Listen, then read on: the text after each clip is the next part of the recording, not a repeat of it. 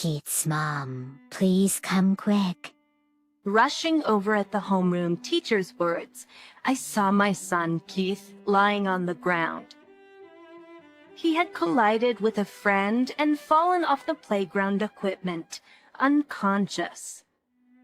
No matter how much I pleaded for help, my husband, Aaron, busy at work, wouldn't come to our son's side. It's just too much, even for work, to think that he wouldn't come even though our son was being rushed to the hospital. That's when I realized the awful reason why he couldn't come to Keith's side. I, Emma, and I live with my husband, Aaron, and our elementary school-age son, Keith, just the three of us. This Aaron works in the hospitality industry and doesn't have weekends off, so he hardly ever attends Keith's school events. He's never even been to a class visitation or a field day. That's when I received the letter about the upcoming family outing. I doubted he could go, but still asked. Aaron, there's a family outing coming up this long weekend. Can you make it? Long weekend, I've got work, so that's not happening. I felt sad, even though I knew his response. I heard from other moms that their husbands, even those who usually work weekends, were making adjustments to attend. When I mentioned that other dads who usually work weekends managed to get the day off, Aaron clearly got annoyed. So what, you're saying I should get the day off too? You do understand my job, right? Right, sorry. So I ended up going to the family outing with just Keith and me. Many families participated as a trio, but there were also dads there without their wives. I guess their moms had to work. I decided to just enjoy the day with Keith, not minding the others. However, it can get lonely when the kids run off to play with each other, and it's hard to join in conversations with other moms who are with their husbands. As I was sitting there alone, the homeroom teacher came running over, looking frantic. Keith's mom, please come quick. What? What happened? Keith bumped into his friend and fell off the playground equipment. Keith dead. Rushing to the scene, I found my son unconscious on the ground. The homeroom teacher immediately called an ambulance, and I boarded it with Keith, who was still unconscious. Upon arriving at the hospital, he was taken straight to the examination room. Suddenly, I realized I hadn't told anything to Aaron and frantically called him. Suddenly, I realized I hadn't told anything to Aaron, so I frantically called him. Hello, Aaron, it's terrible. Keith fell off the playground equipment and hit his head. He's unconscious. What? So, before calling me, shouldn't you have called an ambulance? What? Before calling, shouldn't you have? But since the homeroom teacher already did that, right now he's been transported by ambulance and is undergoing tests at the hospital. I see, so he's at the hospital, let me know by email, like once the test results are in. I couldn't believe my ears. He doesn't plan on coming to the hospital in this emergency. What are you talking about? Come home immediately. But to my scream, Aaron responded with an indifferent tone.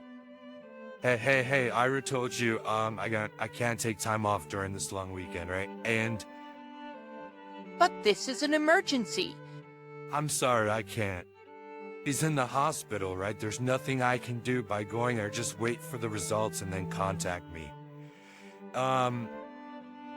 With that, Aaron abruptly ended the call. I stared at my phone, shocked. He wouldn't even come home for our son's serious accident. As I was slumped over in despair, a man approached me. Are you Keith's mom? I'm Mark's dad. Etienne, it was the father of Mark, the friend Keith had collided with. If I remember correctly, he was the dad who attended alone since Mark's mom couldn't make it.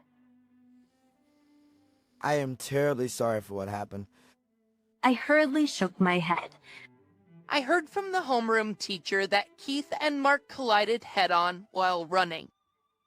It was partly our fault too, so please don't worry about it. It is because I bumped into Keith. I gently told Mark, "It's not your fault, Mark. Keith will be totally fine when he's better. Will you play with him again?" Mark nodded, crying. Thank you for your kind words. Besides, James, and I normally my wife should be here to greet you too, but I apologize. No worries. My husband couldn't make it back because of work either. Is Mark's mom at work too? No, Mark's dad hesitated a bit before continuing. actually my wife is on a trip with friends. They planned it before this field trip, so she couldn't cancel. I'm embarrassed. Oh, I see. I tried to contact her several times about the accident, but couldn't get through. She still doesn't know. Right after he finished speaking, his smartphone rang. "Ah, it's my wife. Excuse me a moment." Of the answer to the call. Updating his wife about the situation. So that's the situation. Home on before you can get here 2 hours, but how will you get back? You can't drive, right? But a friend is with you? Then that's good. Take care then. After hanging up, he looked relieved and reported to me, "Sorry about that. I just got through to my wife. She happens to have a friend nearby who can drive her here. She'll be around in about 2 hours. Is that so? Then my phone rang. Ah, it's my husband. Excuse me. Apt aside to answer. "Karen, what's up? I can make it there too. I'll be done with work in about 2 hours, then I'll head straight over." "Really? That's great." After the call, I reported back to Mark's dad. "My husband will also arrive in about 2 hours. It's nice we both could say our hellos." Then, we were called by the doctor after the examination. The results showed that Keith was perfectly fine. He had just fainted from a temporary shock and needed to be observed for now. They say he's fine. The uncertainty of not knowing when he would wake up was far from reassuring. As we left the examination room, Mark's dad, waiting for me, was holding the now sleeping Mark in his arms. To distract ourselves, we talked about our families. Mark's mom is a stay-at-home mom, but lately she often goes out with friends on weekday nights and weekends. When she does, Mark takes over parenting duties. He says, "My wife takes care of Keith stay during the week, so I think she deserves to have some fun at night and on weekends. But if I knew it would come to this, I wish I had made her cancel her trip during the school excursion." Listening to him, I can't help but compare him to Aaron.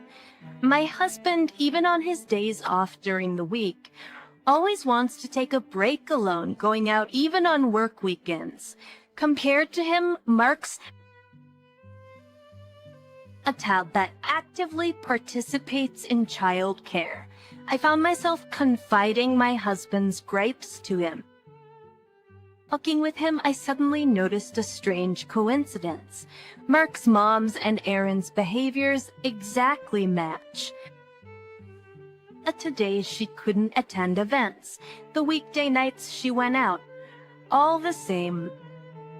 Curious, I asked, By the way, my husband went on a business trip to San Diego last month. Oh, when was that? Asked Mark's dad. It was definitely the first weekend of last month. My wife also said she was going on a trip with friends that same weekend and came back with San Diego souvenirs. No way. Mark and I exchanged glances. It's been about 2 hours since we called Aaron and his group. Aaron was the first to get back to us. I'll go pick him up. He's almost at the parking lot. I said to Mark's dad, heading to the parking area, peeking nervously into the car. I saw the passenger seat was empty. Could it be Mark's mom was with him, I wondered? With a nonchalant face, Aaron got out of the car. Icily, I returned to Keith's hospital room with him, where he greeted Mark's dad, who had just arrived. Then Mark's mom appeared. They both hesitated for a moment upon seeing each other, but I didn't miss Andy, as if nothing happened. Aaron greeted Mark's mom. Hi, nice to meet you, and my son always speaks highly of you. His voice cracked slightly, and Mark's mom also rushed her response. Bah, yes, nice Thanks, meet you too. I decided to test the waters a bit. Though, aren't you meeting my husband for the first time, Mark's mom? Confronted by my questions, Mark's mom was at a loss for words. Oh, aren't you meeting my husband for the first time? Mark's mom. Of course, it's our first meeting. How could it not be? You might have met at a school event or something. Right? That's impossible. I didn't know Aaron's son was in the same grade as mine. I had never mentioned my husband's name in front of her. Gotcha, this is definitely something. There, I became certain of my husband's affair. It's her. Suddenly, Aaron got defensive in her defense. Hey, Emma, what's with you lately? That's rude. She's an important friend of my son's. Show some respect, will you? To see Aaron shouting woke up Mark, who had been sleeping. Pointing at Aaron, he said, that's the man who comes to our house. Man who comes to our house. Silence fell in the hospital room. Silence fell in the hospital room. Dad, can I use your tablet?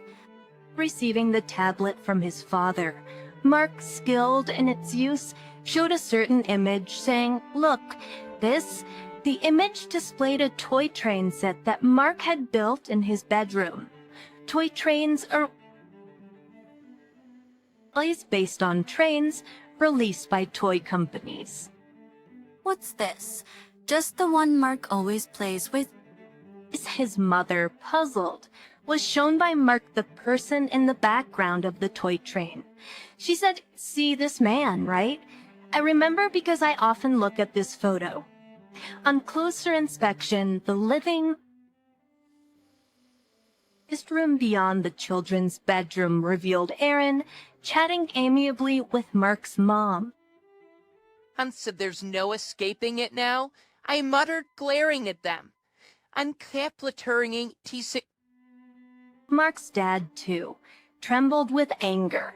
He shouted at his wife, saying, You were letting your lover into the house while I was at work, and this date, it's when I was away on a business trip. Shocked by the date, I realized something.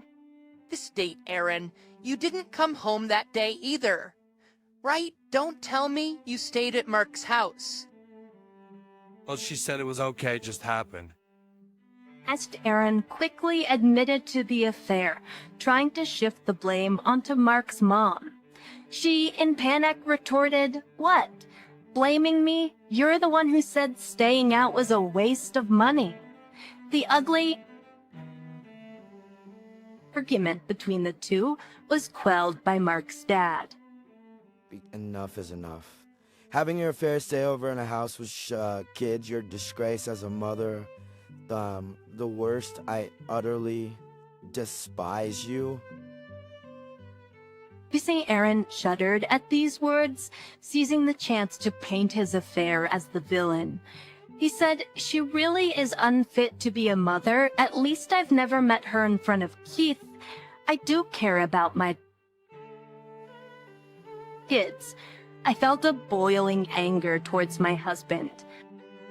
Don't joke around. You were trying to leave for work, making excuses even though Kashai was unconscious. No, that's not true. That's why I rushed to the hospital, right? You only came because she decided to go home, didn't you? You had no intention of coming back until Mark's dad told you about Arson's injury? I didn't think it was okay for me not to be there. Yet you prioritized your trip with your affair. Such a person is neither a father nor anything. You plan to do if Keith doesn't wake up? Do you, a stay-at-home mom, have the means to keep paying the hospital bills? Without me, you and our son can't survive. It was frustrating, but I didn't have the savings to keep paying the hospital bills. I might have to turn a blind eye to Aaron's infidelity. Just when I was about to give up, a feeble voice came from the bed. "Mom." Sometimes Doug turned around and saw Keith faintly opening his eyes. Keith, I clung to my son. "I'll be okay even if Dad leaves. I'll protect you, Mom." Hearing this, Aaron stood dumbfounded. "So I'll make your wish come true. I don't have to be your son anymore. I don't need a dad like you." Shocked by his son's words, Aaron was visibly shaken. Inspired by Keith's words, I finally made up my mind. I've made up my mind.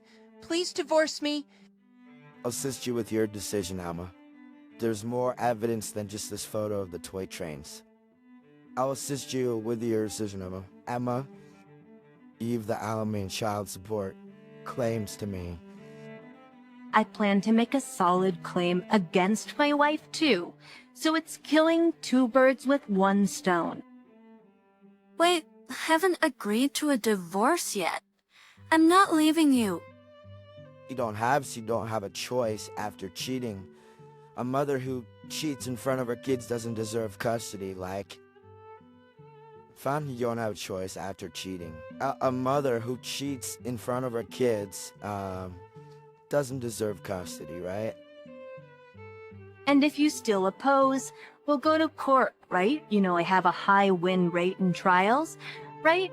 Plus, with these favorable conditions, there's no way I'll lose. Seemingly resigned, Mark's mom quickly hung her head and agreed to sign the divorce papers and pay alimony. Seeing this, Aaron also signed a pledge to pay alimony and child support to his wife. He have realized it was pointless to oppose his lawyer. Afterwards, both our marriages ended in divorce. Freed, Mark's mom and Aaron started living together as planned.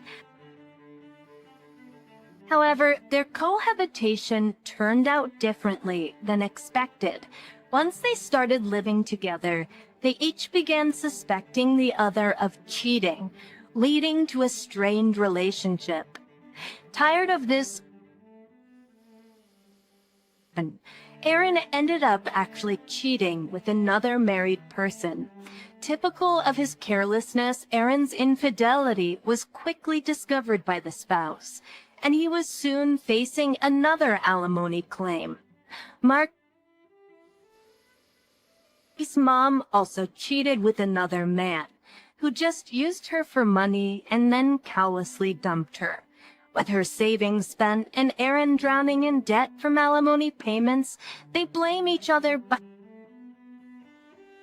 they continue to live together aimlessly, seemingly trapped. It's clear their financial struggles are only going to get worse with the looming debt payments, but I feel no sympathy for them. They got what they deserved.